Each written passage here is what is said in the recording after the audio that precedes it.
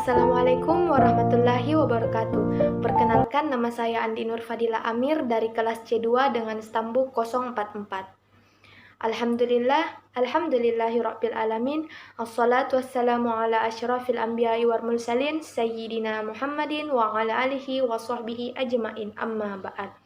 Pertama-tama, marilah kita memanjatkan puja dan puji syukur atas kehadirat Allah Subhanahu wa taala.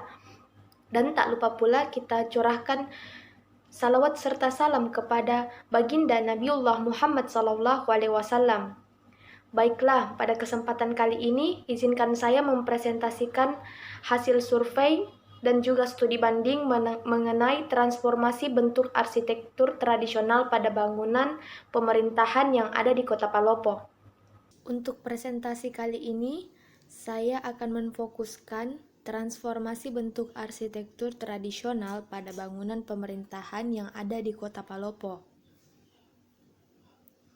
Latar belakangnya ialah, dahulu bentuk arsitektur Nusantara atau tradisional sangat mudah dilihat pada bangunan tempat tinggal maupun kantor pemerintahan. Namun, untuk saat ini arsitektur tersebut hanya dapat ditemukan di beberapa rumah saja, ataupun telah dimodifikasi dengan model arsitektur lain.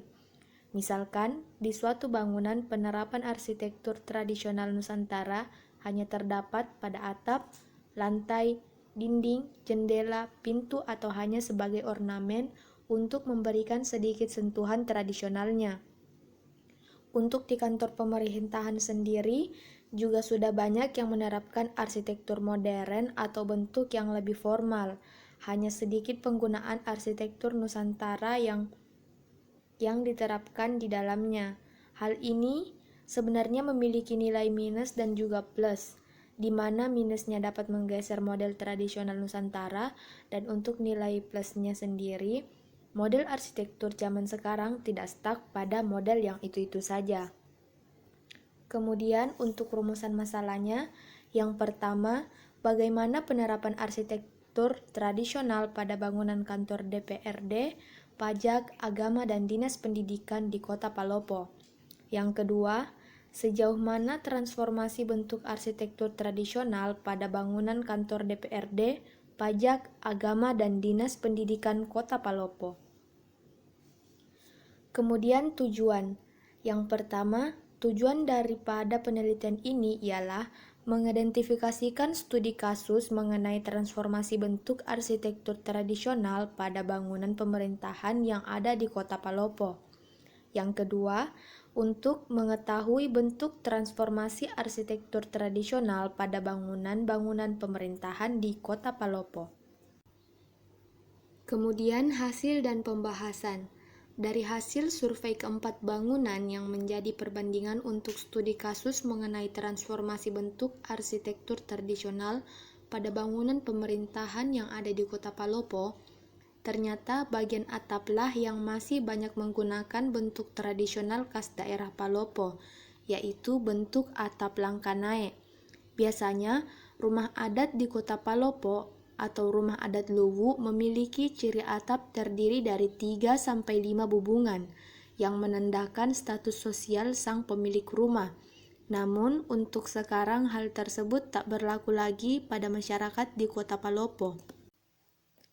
Berikutnya, ini merupakan gambar dari kantor DPRD Kota Palopo. Sebenarnya kantor DPRD Kota Palopo ini memiliki 2 gedung.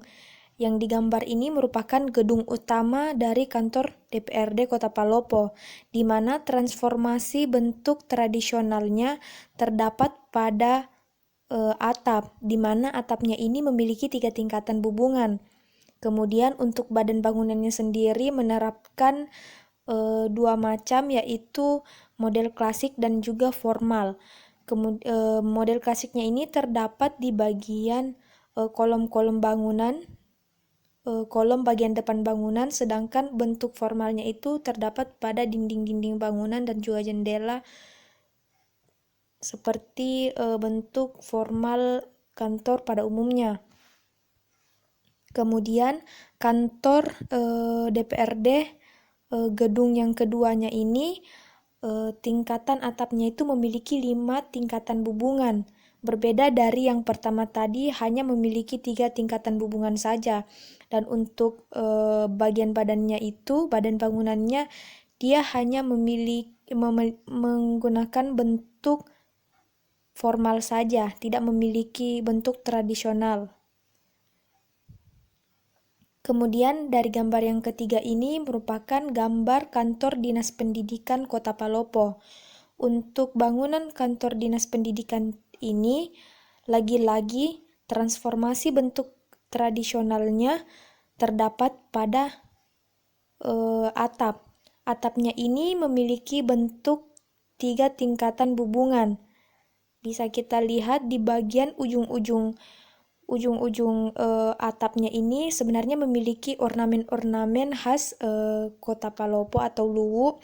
Namun seiring waktu mungkin ornamennya ini sudah mulai pudar dan juga mulai sedikit rapuh akibat cuaca dan juga matahari.